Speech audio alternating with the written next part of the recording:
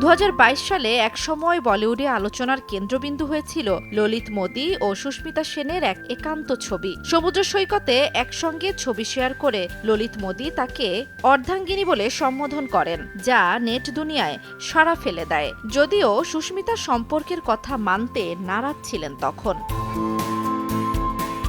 পরবর্তীতে সুস্মিতা বলেন, এটা শুধু একটা সময়ের অধ্যায় ছিল। তিনি সোশ্যাল মিডিয়ায় স্পষ্ট করে বলেছেন তিনি বিয়ে করেননি এবং বিয়ে নিয়ে তার মনোভাব সাফ।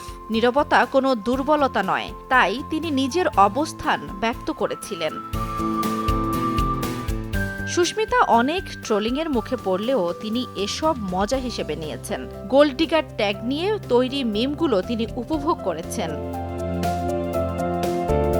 তার কয়েক মাস পরে ললিত মোদি নতুন প্রেমিকার সঙ্গে ছবি প্রকাশ করেন এবং ভ্যালেন্টাইন্স ডেতে নতুন করে প্রেমের কথা জানান। এতে সুস্মিতা ও ললিতের সম্পর্ক নিয়ে গুঞ্জন নতুন মাত্রা পায়।